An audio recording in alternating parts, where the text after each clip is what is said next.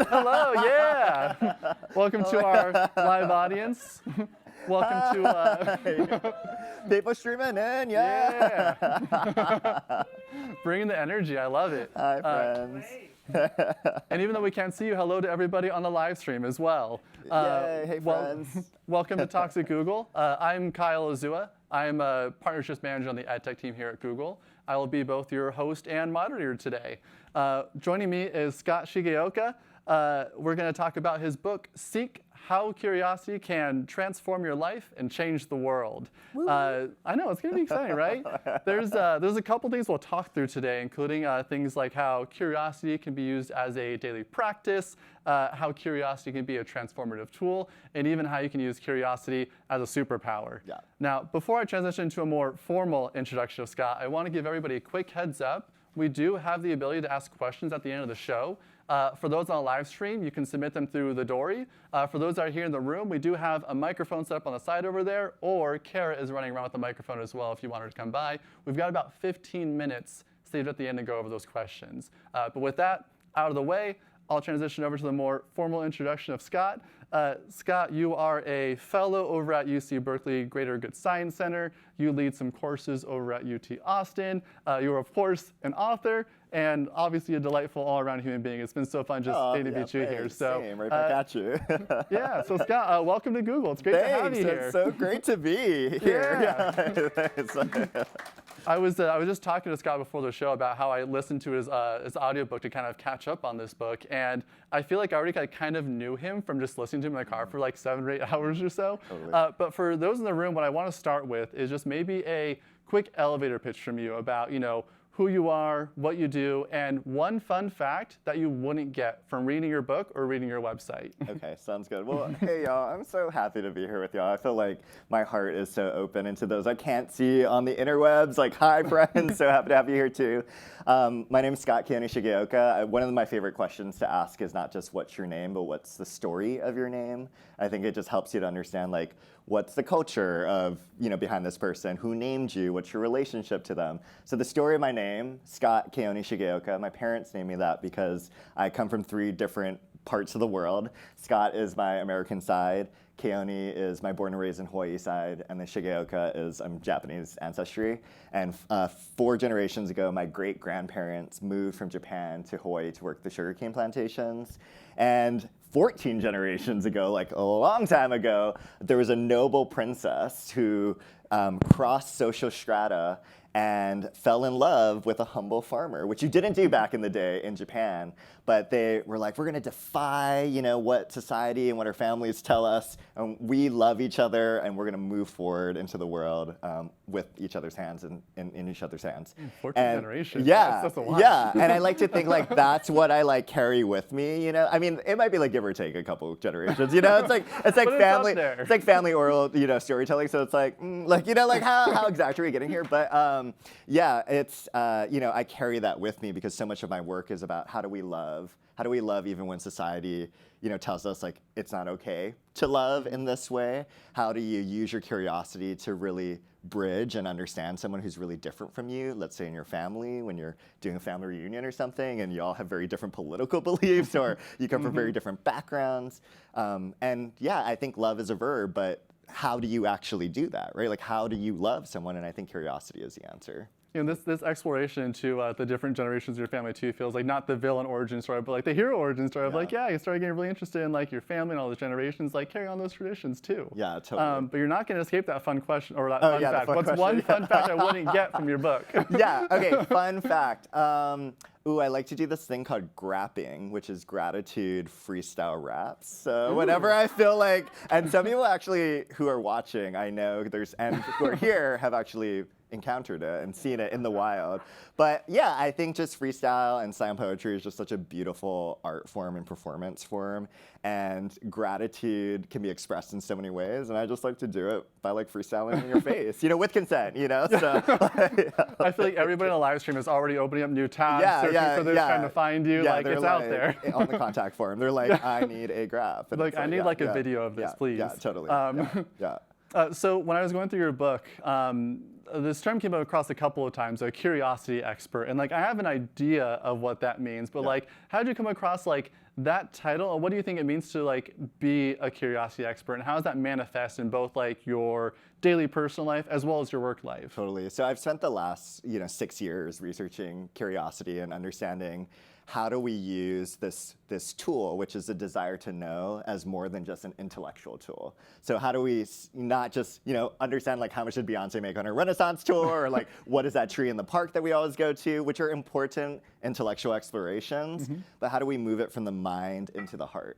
So how do I really get to know the person that's in front of me and be genuinely interested in you, and your travels to Japan, and like tell me more about your partner, and like all of the ways in which you moved all the way to here. Like I think when folks have curiosity expressed to them from that heart place, it makes them feel seen, it makes them feel heard, and it makes them feel valued. When your romantic partner walks through the door and you're incurious and you're on your phone and you're just like flipping through the reels, which I know sometimes we have to do because we need to cope in this wild, chaotic world that we live in. But if we do that over and over and over again, and someone is being incurious towards us, we feel dismissed, we feel ignored, and we don't feel a sense of love. We don't feel valued. So my work has been about exploring how do people feel like they really matter, and how do we use curiosity, our desire to understand them, as a force to do that. So I've been researching that at UC Berkeley's Greater Good Science Center, especially in the context of our social and political divides. I talk about in the book how we're in this era of incuriosity. So we're all fighting each other. We're like trying to ban books. We're screaming at PTA conferences. Like there's congregations that are in lots of conflict around different issues. You turn on the news, it's like easy to see, or you turn on your WhatsApp group with your family, and you see like, wow, like there's so much negative, discourse and emotions that are flowing through us, and we're about to enter an election year in 2024. And just looking back at 2016, a Reuters Ipsos poll found that 1 in 6 people ended a relationship. They ended a relationship because of the presidential elections in 2016, which is just like wild. That's wild. Like a friend, like no longer talking to a family member, whatever it was, like that's a lot of fracturing relationships, and we can't continue to do that every election year. We will have no one, left in our corner, and that's why we have a loneliness and social isolation problem, I think. And so that's like the big reason for my exploration and like why I've been researching it. That makes so much sense. I feel like things do feel a lot more polarized than they used to, and I feel like that just means that people have these very strong opinions that they're willing to kind of dig their feet in for. But I think that also means that they probably have a lot of interesting insights they could share about it. But that's not really the way we're approaching those things today. And I think as I went through your book, like I found myself like thinking through like my own life, my own choice, and all these different things that I'm dealing with. Is like how have I used curiosity as a lens to look at that, and it had me think too, like curiosity is powerful. What made you gravitate towards curiosity versus like a different topic, like empathy or compassion, like just different? Like what was that curiosity? You're like, yes, this is the one. Yeah, well, it's always been, I grew up, in Hawaii, and I've felt, as a young person, like many folks probably in this room and watching online, I felt othered, with my identity as a queer person, at first, and then just like feeling really lonely in middle school, like not having a lot of friends. And it's such a hard feeling to go through that, to feel othered, to feel dismissed, to not have so deep social connections. And so, as I reflected back on, what changed, what made me go from like being othered to really feeling a sense of deep belonging and joy and feeling like I have a community, which I do now. And the thread was curiosity. It's when I started to extend curiosity towards myself, towards others, I started to see, relationships form and my connections grow deeper. And that's what the research actually says, the psychological research, is when we use curiosity in our day-to-day life, we will feel stronger closeness and intimacy to the people around us, whether that's our romantic partners, our kids, our aging parents, our coworkers, our neighbors, whoever that is. Extending curiosity to them makes you and that person feel closer to one another. So that's the big reason for it. And after the 2016 presidential elections, I was seeing, wow, we don't feel close to half of the country, you know what I mean? Like in the political arena, or, okay boomer and the generational divides, or, the interfaith struggles that are happening right now all across our country. So I like packed up my Prius, which is a very California cliche, and like took out the back seats, went to Home Depot with my friend Chris, who Matt knows, and we like created this. I created this like bed in the back of my car, and I traveled for 13 months, and I went to Trump rallies, and I went to mega churches, and I went to places that were very different from my bubble of the San Francisco Bay Area where I was coming from. I lived in the South. I lived in rural Appalachia, and I was honest about who I was. I wore stuff like this, and I was like, I'm queer, clearly. Not that you can be queer in like presentation and not in presentation, like that's a stereotype. But I'm like queer. I'm like loud about it. I'm proud about it. I'm also Asian American. Like can't really hide that.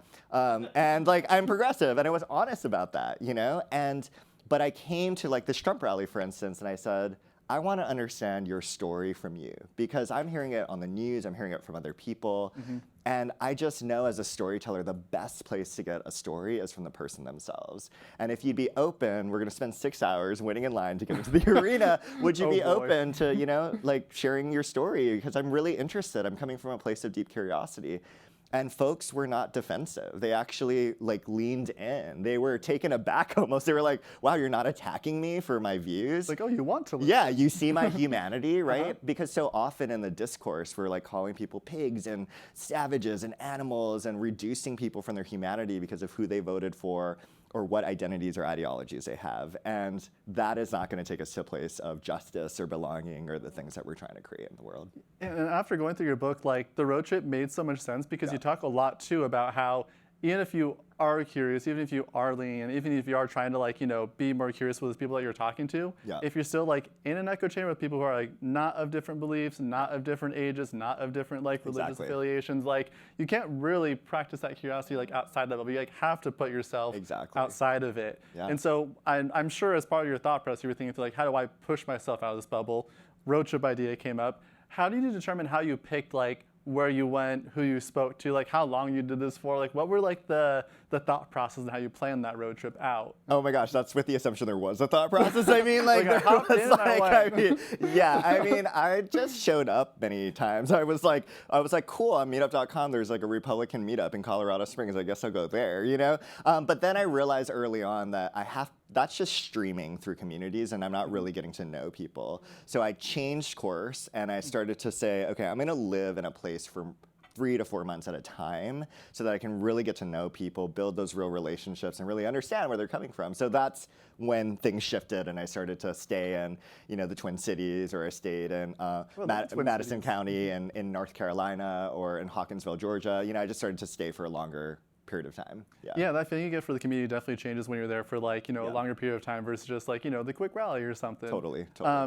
Now, through going through this road trip, I'm assuming that once you came out of it, like I think it was like 45,000 miles, which I like looked at the distance from California to New York. I don't know if it was 45,000 miles. I mean, that's a lot of miles. I read that somewhere. Yeah. Somebody's embellishing a road trip. Okay, yeah. I don't know if it was that. That's a lot of miles, yeah. So after doing this for, I think you said like a year or so on this road trip, yeah. what was like one, maybe two things that you thought like that you walked into believing or thinking, and you walked out of this road trip actually with like a dramatically different opinion or thought on? Yeah, I think the big thing that I read about with curiosity is if you're coming in with an agenda, or an ulterior motive, like I want them to hear my point of view, or I want to show them how they're wrong, that's actually not real curiosity. I call that in the book, that's predatory curiosity. It's like what a prosecutor or a detective does, right? They ask questions, or open with their nonverbals, or like leaning in, but there's a reason why they're asking those questions. There's a reason underneath their curiosity, right? True curiosity is deeply open-hearted. I don't know what's gonna happen, like I don't know what I'm gonna encounter, or how the conversations are gonna go, but I'm gonna stay open so that my own beliefs and myself can be transformed in that process, right? And when you come from that place, it's so much more genuine. People can read you. You know what I mean? Like most people are not dense. Like, they know if it's like a gotcha or yeah, people can read when you're being a little extra and like there's like a nefarious like reason why you're talking to them.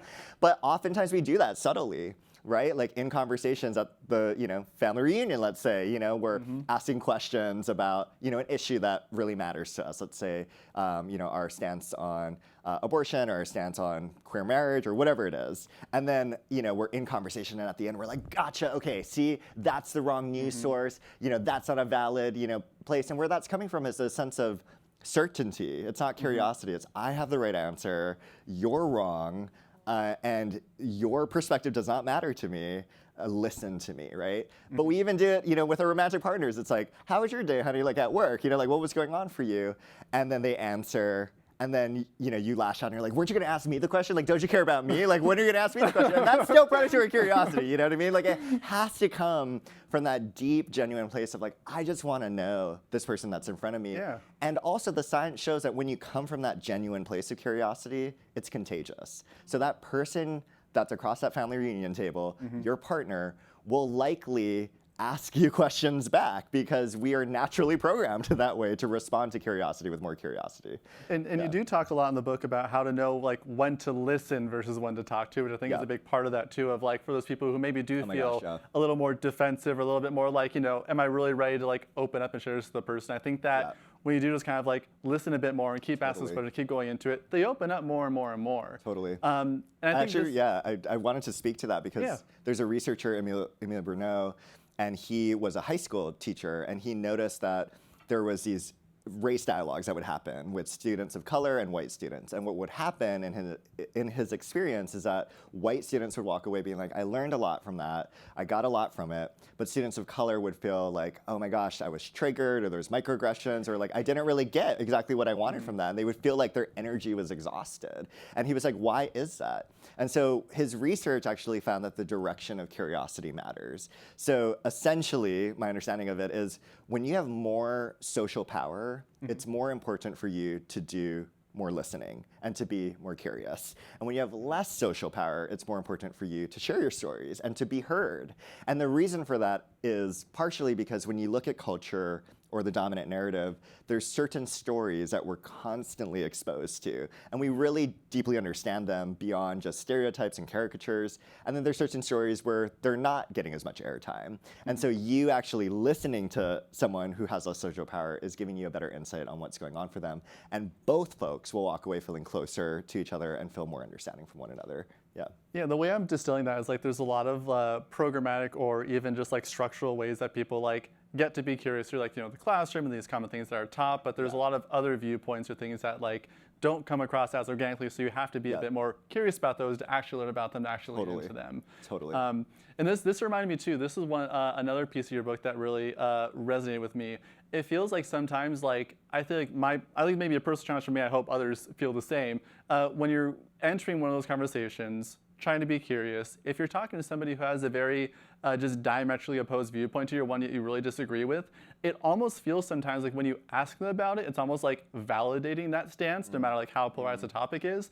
And I had to work a lot on just like kind of like disconnecting that gut reaction, kind of push through and be like, just because I'm asking about something that I don't personally believe in or I don't really agree with, it doesn't mean I'm giving that validation. I wonder if you could just like speak to maybe how you push that a little bit, or like how often you might still feel it, or if that comes up anymore. Yeah, I didn't walk away from the Trump rally, thinking that I was going to vote for Trump. That's like not, curiosity is not about consensus or, coming to an agreement. It's just really about understanding. And I think that's key because, when you think about it, if a Christian is trying to learn more about someone who's Buddhist, they're not necessarily going to convert at the end of that conversation, but they will walk away, hopefully both of them learning about each other's traditions and rituals and the communities that they're in, right? And it's no different in any circumstance, whether it's politics or social, differences. The other piece is that curiosity is not deserved, it's earned, and it requires trust in a relationship. So just because you have questions about someone's hair or their culture or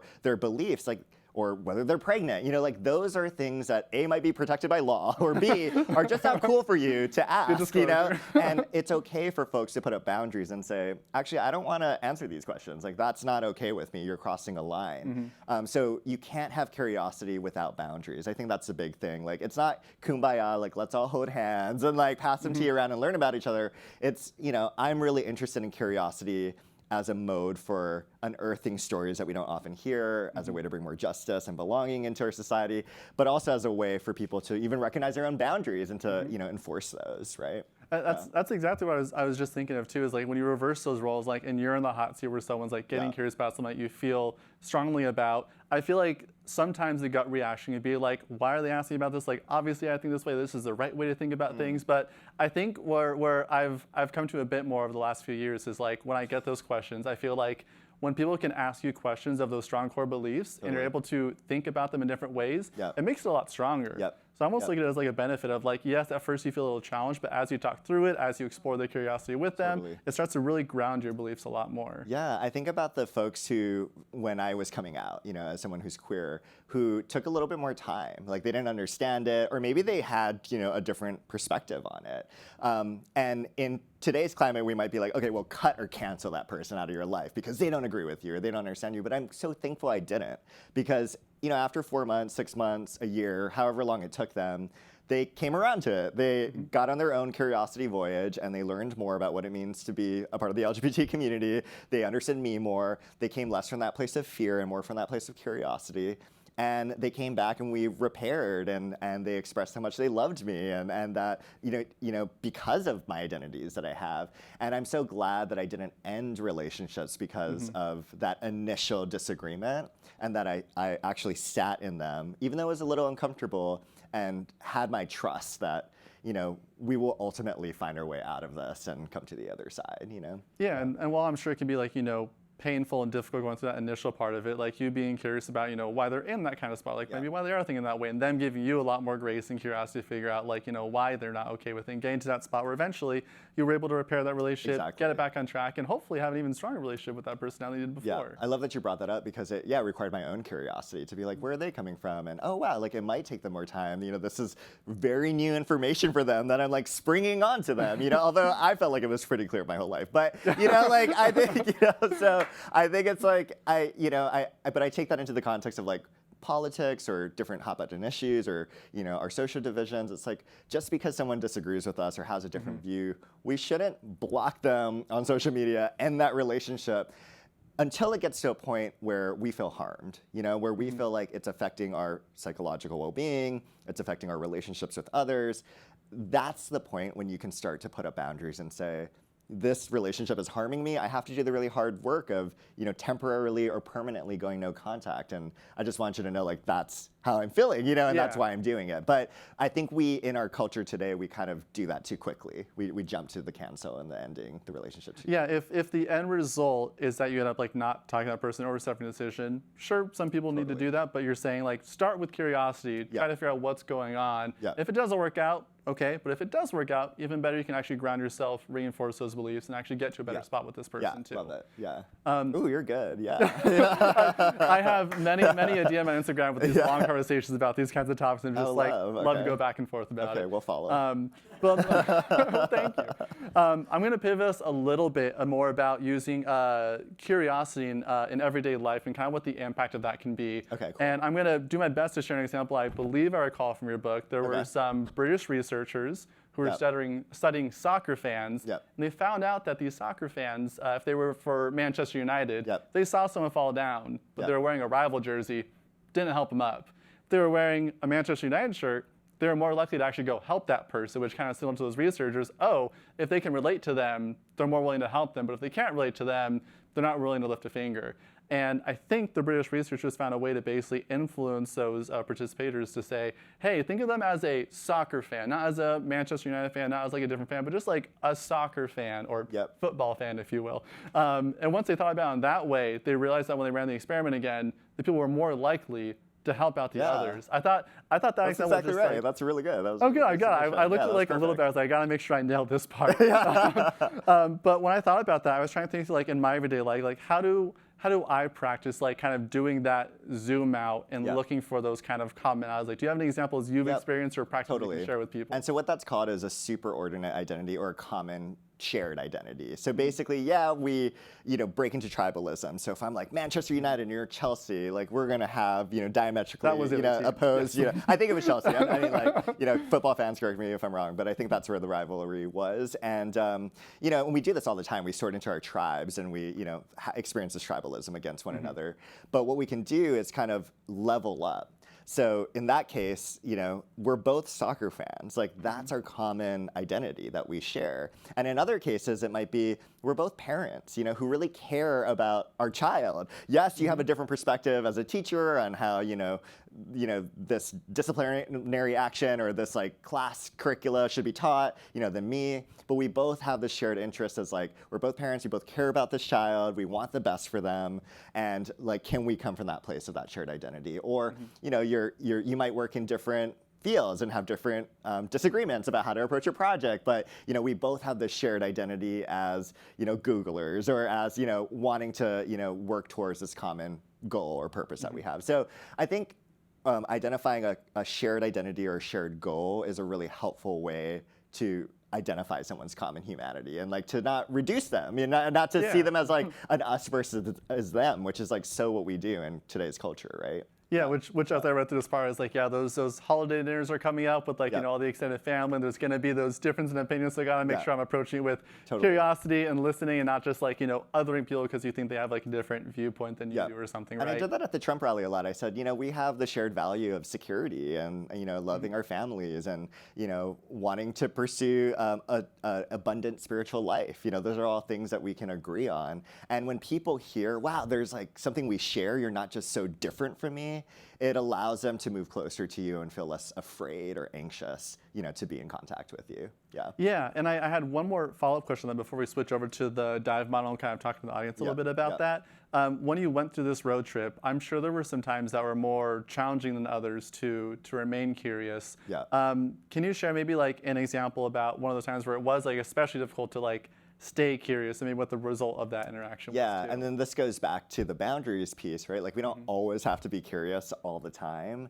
I was at the Avett Brothers concert. I don't know if anyone knows the Avett Brothers, but it's all about love and unity and like, it's like a good band of like connection. So I was so surprised it's happened here, but unfortunately, my then partner at the time were there watching the show and we were being affectionate just like many other couples were, but we were the only queer couple that was like visible doing it. And a group of guys who were drunk came up to us and they were not okay with it. They told us to stop. They said that they were gonna, sort it out, like if we didn't, they were like physically threatening us. And they were like bigger guys. So, and that wasn't the moment for me to be like mid-song, like, oh my God, let's be curious right now. Okay, like where is this coming from? Like where is this hurt coming from? Like what? Like that, I was like, I'm just trying to enjoy the show. Like, like this is like. And they invited you there. Yeah, this is killing my vibe. Like this is also like a threat and I don't feel safe. My partner doesn't feel safe. So we ended up moving to a totally different seat, And so I think that's, we have to make those calls for ourselves at different moments. Like, is this the moment for us to be curious? Like, do we feel like we have the capacity to be curious? Do we feel safe to be curious? And also to know the distinction between being nosy and being curious, right? I write about in the book, there's 3 questions to ask yourself to know whether you're being nosy or curious. The first question is, am I the right person to talk about this or to ask this question? Is this the right time to ask the question? That's the second. And the third is, do I know when to stop or slow down? Because midway through the conversation, you might find, oh my gosh, like they're like clamping up right now. Like I should probably like slow the roll, And then to remember that curiosity is a spectrum. So it starts in the shallow, just like an ocean, and then it moves to the deep. And the shallow is like, what's your name? What do you do for work? What's, where do you live? That kind of thing. And then as you go deeper, it becomes, it allows you to dive underneath the surface. To ask questions like, what's the story of your name? What makes you come alive at work? Or what are you excited about? Or what does home mean to you? Like those kinds of questions, right? But you don't necessarily start in the deep end all the time. I mean, some of us will, like maybe that's my toxic trait, I don't know, but I love starting in the deep end, but not everyone's into like you springing the first question you ask them before you even ask their name, like what's your deepest childhood trauma? Like, like at the, like at a conference or something, right? Like that's not what everyone wants to engage in. So to remember, it's like a spectrum. You start in the shallow and then you work your way up. And that's good to know if you're like connecting with your aging parents, who come from maybe a different generational divide or like have different perspectives on vulnerability or like, haven't gone through therapy yet or whatever, like you have different perspectives. So you might want to start more on the shallow before you open up towards, the deeper end, and know that one's not better than the other. That you're learning and understanding this person in front of you, whether you're in the shallow or the deep end. Yeah, it depends on the situation, depends on how Totally. comfortable you are with diving to that depth, which I think you just teamed up for a perfect segue into how deep you dive in. Yeah. So just a heads up to the audience, we're going to be doing a small interactive activity after we wrap up the Q&A up here, but we're going to have Scott talk us through a little bit about the dive model, what that means, how we can kind of use that in our everyday life when it comes to curiosity. Do you want to walk us through it a bit? Yeah, totally. So I mean, I don't know if you can tell, but like sometimes I lift weights. No, like, but I did not know how to lift weights when I first entered a weight room gym, and I was like, well, what do? I don't know what to do. And it was helpful to have like a structure or regimen or like a set of exercises, so I know, oh, that's what that machine does, or like that's what this does. And I realized the same is true for curiosity. If I was just like, be curious, like go forth and be curious, like that's not helpful. Like people don't know what that means. So I was like, what's the structure based on my understanding of the research and this 13-month road trip I was on? And I came up with the DIVE model, D-I-V-E, it's an acronym. So D stands for detach, which is how do you let go of your ABCs, your assumptions, biases, and certainty. So it's the idea that we hold all of these assumptions about other people who we don't know, and it's a lot easier to hate people when you're not up close to them. That's like a popular Brene Brown quote. Or I don't know if that was Brene, but she popularized it. So sorry if that was like originally someone else's words. But we have to like interrupt those assumptions and biases, right? And we have to let go of our desire for certainty, and that's what detaching is all about. I is intend, which is how do you create the mindset and the setting for deep curiosity. So, just like an athlete goes through mental rehearsal, they visualize themselves hitting a baseball with a baseball bat or shooting, a basketball at the free throw line in their mind before they actually get to the court. It improves their performance when they do that. But why don't we do the same thing for conversations that are going to be, high in conflict, right? Why don't we think about how are we entering, the room? What's the room we're in? Like, are we just doing it randomly when we're like on the way to the next meeting, or is it a dedicated space that we're having that conversation around the dinner table with no phones, right? Do we have a list of questions? Have we eaten? Like, did we sleep well the night before? Like those kinds of things. That's all about intent. How do you make sure that this is an intentional space for deep curiosity? V is value, which is to see the dignity of every person you're being deeply curious about, which in today's world, especially right now, you can go on social media and just see the dehumanization that's happening. You disagree with me on this geopolitical crisis. You disagree with me on this hot button issue. You're voting in a different way in the next year's elections. And it's really sad and unfortunate how we are literally reducing people to a less than human. And I think without that leads to the predatory curiosity you were talking about earlier too. And it just leads to us not being interested in someone else's story if we think they're less than or the other. It's like, I don't want to learn about you. So we have to start from a place of valuing and honoring the humanity of every person. And that includes ourselves, because sometimes we can be deeply dehumanizing towards ourselves and be our own worst critic. And then E is embrace, which is when we're going through hard times, which is to welcome the hard times. And that's especially the moment when we need to be deeply curious, when we're, going through grief. We're watching a loved one who's, in the end of their life, or we're going through heartbreak, which many of us are going through, or just reckoning with the collective trauma of COVID, that many of us went through that impacted our families. That's the moment to be deeply curious, to, really look inside of ourselves. Are we getting the support that we need? Who can we lean on? What are the relationships, professional support I need to, get through this moment? And then being deeply curious about the circumstance that's happening around us too. So DIVE, detach, intend, value, embrace. That's kind of like the heartbeat of the book. Good lightning round of that. I appreciate it. First, I want to start and see if anybody in the audience has a question they'd like to ask to Scott. We got a microphone set up over there. We also have Kara running around with the microphone too, if you don't want to cut across the room. Like any questions at all? Yeah, totally open. Yeah, let's do it. Hey, Scott. Hey. Matt here. Hi. Good to see you. Good to see you too. We actually go way back. I'm very happy to be here with Scott. Scott, I'm curious about the three different dimensions, one being internal, one being external, one being beyond. I think beyond I'm very interested in, Yeah. and yet seems the hardest to immediately grasp Yeah. in some ways. And maybe that's some of the purpose, the mystery of the beyond and Yeah. God and the divine. So I'm curious, any practical ideas for how to explore more in the beyond? Yeah, totally. Thanks, Matt. Great question. So I talk about that in the book as well, that, for a lot of us, Gen Z and millennials were the least religiously affiliated generations ever. So I think it's important for us to find a community of folks who are spiritual seekers, and it might not be in a particular religion. It might be folks who are just generally more spiritual and like trying to bring rituals and practices from many traditions into their lives. But I think finding a community is key. The second is like trying things out. I found that most faith traditions and communities are very open to you, like coming in and experiencing, what they're all about. I've gone to Singles Ward, in the Latter-day Saints church. I've gone to, churches, in the Christian faith. I've, have participated in sanghas and, gone to Shabbat dinners. Like I've done all, and it's just like a great way to learn about how different people live their lives and how they're connected to the beyond. And then I think, for me at least, the beyond is also a deeply personal, experience. And so, asking yourself, do you have the space to be alone, to be by yourself, to really commune with the beyond in whatever way that looks like for you? And that doesn't have to be like a 10-day trip in Costa Rica, like sipping green juice. Like it could be like you for 10 minutes, like being out in nature and just like being in awe of this incredible earth that we live in and this life that we've been given. Like, because it is really spectacular that we are like all here today, living this life, breathing this air.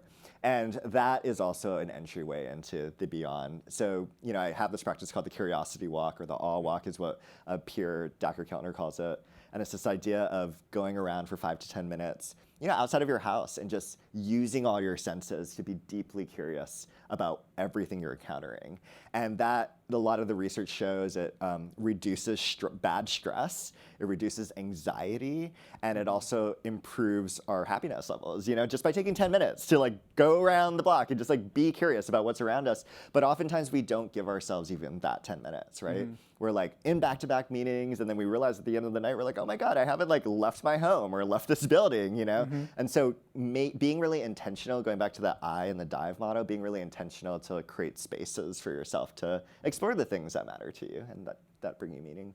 Yeah. And the intention of that walk starts to make a lot of sense too, because I feel like if you don't intentionally go out with the intent to be curious and like looking at all these different things and taking it in. I mean, for me personally, I go on the walk, I just like go back to my anxious head about like what do I have to get done today? What's tomorrow? Totally. What's on the agenda? And like I have to get out of that. Yeah. You're like, or you're on your phone, or you're like catching up, or whatever, So yeah, it's a moment to just kind of be in your body. I think that's a great gateway into the beyond. I love that. Body to the beyond, yeah. Maybe Bed Bath & Beyond was onto something. I don't know, I don't know. Yeah. I'm going to pivot to a question off the door, and then we'll come back to the room for a live question. Oh my God, whoa, I'm seeing all the questions here. Okay, cool. Oh yeah. Wow, okay. We got Caroline here. She says, during the Trump rallies, do you believe that curiosity with attendees also sparked curiosity in them, potentially leading them to seeing you through a different lens and challenging preconceived notions they might have held of you? Any stories to share about that? Totally. It's such a great question, and thanks for asking it. For me, I notice, and the research also supports this, that when I was curious about folks who are attending Trump rallies, and I also recognize that not every Trump voter goes to a rally, right? Like, and I nuanced my understanding of who a Trump voter is.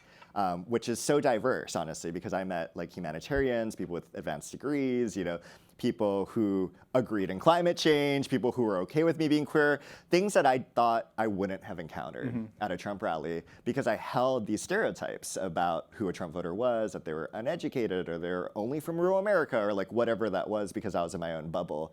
So I think they like appreciated that I was blasting out of my bubble, not just listening to what the news said or what other people said about them and asking them questions.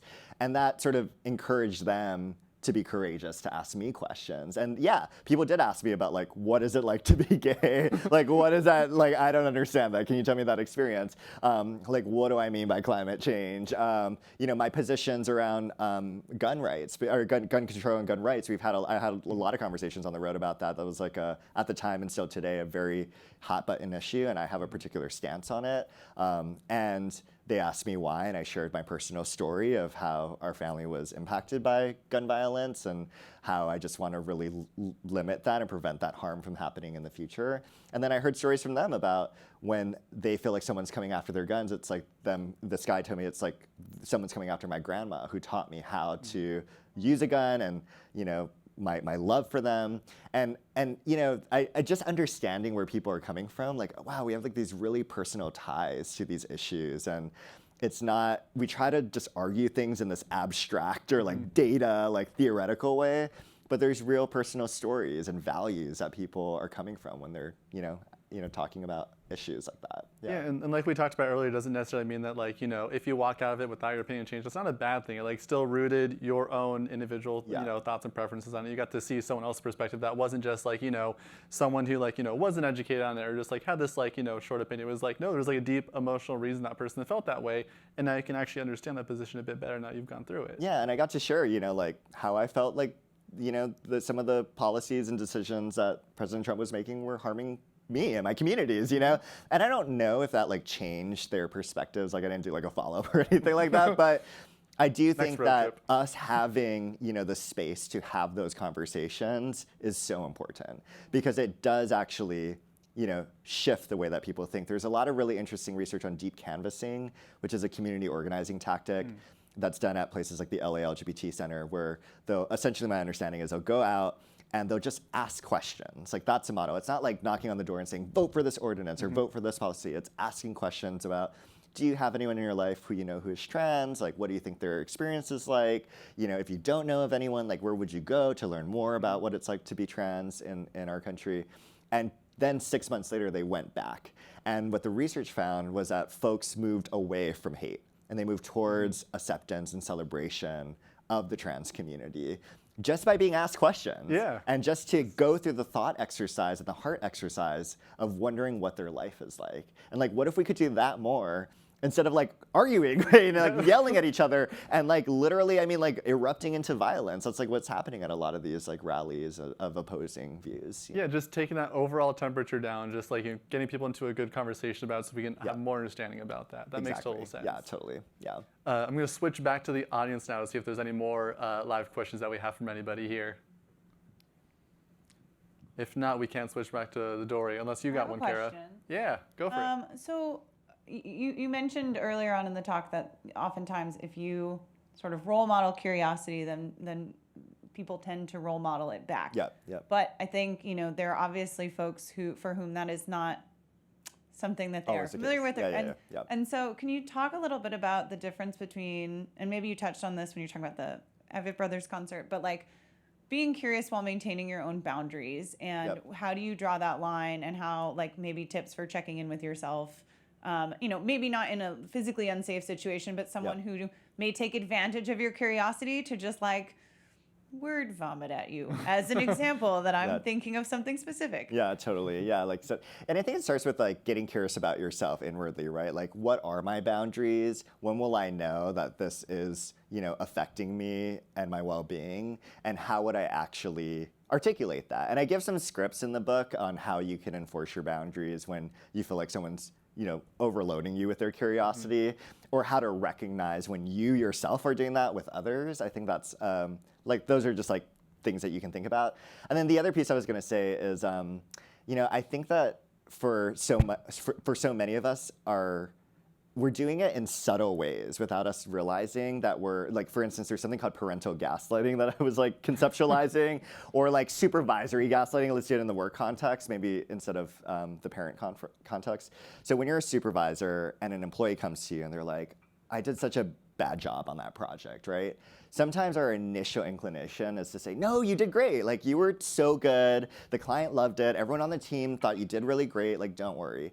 But what that tells that employee is the way you see the world is wrong. The way that you evaluated your own performance is incorrect. And actually, I know better, and I know what the reality is. And what it does is it deteriorates that employee's confidence, because confidence is about really trusting and believing in the way that you see the world and the way you move through the world, right? And so it is a form of gaslighting, right? That we do in a subtle way because we're uncomfortable with their feelings of, oh my gosh, no, like I don't want you to feel bad. I don't want you to have these negative emotions. When instead we could open the door for curiosity and for connection and say, I don't agree with that, but I want to hear from you. Like, why do you feel that way? Why do you think that you didn't do a great job on the project? Like, tell me more. I'm really interested in hearing your perspective. And then you might learn, oh my gosh, like our definitions of failure are so different. Like you don't see it as like this catastrophic thing. You have a growth mindset and you use failure like all the time in your vocabulary. Or you might learn as a supervisor, oh my God, this employee has a self-critical voice that's really loud. Like if they're interested in like gaining tactics, like I can tell them strategies on how to like name that, like literally give it a name, like call it like Martin, no offense to the Martins out there or whatever, and just like, use that as a way to, get more familiar with it, to see it as part of your like internal family and, to work with it. So we do the same thing as parents, though, with our kids, after they come back from like a sporting event or whatever it is, right? So we just have to check ourselves when we're being incurious in those subtle ways and try to come more from a place of curiosity and open that door for connection. Yeah, and what a better landing for that spot too, to come out with like your manager or even like you understanding somebody else better too, and knowing like, oh well, now they actually have an understanding like what our definitions are. We're able to align on those definitions. Now I feel more confident going back and performing. Totally. Yeah. Let me switch back over to the Dory here. We got one more. It says from Min Tan. Thanks, Scott, for sharing. I'm curious to know if you have ever regretted being curious about something, and if you have, can you share the story? Ooh, regrets. Ooh, that's a good one. A spicy one for the end. Yeah, it is spicy. It's a good one. I think in the moment, I might feel like, oh gosh, like I really regret opening that door, or like learning about something. I think about, especially in the context of my like last, I won't go into personal details, but I think about like previous relationships or like friendships I've had, and sometimes I'll ask a question and I'll hear something that, oh my gosh, like that could potentially be a deal breaker and end our relationship, And at first, it's really hard for us to take that in, and I might feel like a little bit of regret. But once I get time to really heal and, I find support in the community around me, I usually arrive at a place where I'm like, oh my God, thank God I was curious and asked that question and learned that important piece of information. And yes, it might have led to like a separation with my partner or, ending, that friendship or whatever it was. But, better for me to know than to be left in the dark, and for me to have all the information I need so that we can make a decision together, right? And so, I think, curiosity is always going to lead to an understanding and, hopefully to growth. So, and the last thing I'll leave folks with is whenever you're feeling afraid or anxious about something, when you are curious about it, you actually reduce your feelings of fear and of anxiousness. I learned this from end-of-life doulas and palliative care physicians and nurses. When you have end-of-life anxiety, which is a really big fear for many people, especially those who have a terminal diagnosis, and they're like, wow, like I just sleep and I never wake up, like that's so scary, The way that you can actually support someone to reduce their anxiety and even get to a place of like acceptance and maybe even celebration, is to get them to be curious, to, ask them questions, to acknowledge what it is that they're going through, whether it's positive or negative. That's what a lot of people who are dying really want. They want to be seen. They're in this final phase of their life. They're the most themselves that they've ever been, usually because they have nothing else to live for but themselves. They got nothing to hide. Yeah, and they have nothing to hide. But so many people are more interested in, did you take that, oxy? Have you been eating? Like, it's less about the curiosity of what is this person that's going through, because we feel uncomfortable, right? Yeah. And just like in that supervisory gaslighting example, our discomfort can get in the way of us being curious, when that's really what's going to open the door for connection and help that person feel so seen. And what these professionals have found, like working with people who have died and are dying, is it actually reduces their anxiety when people ask them, like, how was your life like, and who mattered to you in your life, and how do you want to die? Like, what does dying with dignity look like for you? It seems counterintuitive, but that actually reduces your anxiety. And I've even used it for my own fear of death. Like, I have gotten curious myself and have really seen my levels of anxiety and fear decrease. So that's my last invitation, is if you feel afraid or fearful of something, maybe of a hot button conflict conversation with your teen at home or something, or you just had a job loss and you're like moving through the world after a layoff or something like that. There's a lot of fear and anxiety. Approach it with curiosity and you'll find that those feelings will really reduce over time. Yeah, it seems like a really helpful way to kind of dispel those feelings of the anxious and the the just depression, all kinds of other things that could come up in those situations. Just when you get to feel seen, you know. Now we have 2 minutes left, so I'm going to wrap us up here with one final question. Scott, where can people find you online? Where can they find your book? Okay, well, Seek How Curiosity Can Transform Your Life and Change the World. It's out everywhere. You can go to your indie bookstores, the big bookstores, Barnes & Nobles, Target, stuff like that. So it's all in store. You can also get it online, seekthebook.com. I have like a bunch of places you can get it. I think for folks here, we have like copies for everyone. I think we do have a copy, right? So we'll give everyone here a copy of the book. And please reach out to me, like slip into the DMs, like let me know on Instagram, like what you thought of the book. Like, it was so cool to hear your perspective on it. Like, I love that as an author. Like, I want to hear from you. I want to know, like, what are you, struggling with in your life, like that, or why did you pick up this book? Like, what do you want curiosity to bring for you? Let's workshop it together. Or even if you just had like a positive experience, you want to tell me about it, like, please tell me. It's been so cool hearing like this Pentecostal pastor in Michigan, like, brought Seek into the sermon, and like, or like someone used it with their aging parents and feels closer to them. Like, I love hearing those stories, like, please, please, please message me. I will respond to you. I won't leave you unread, I swear.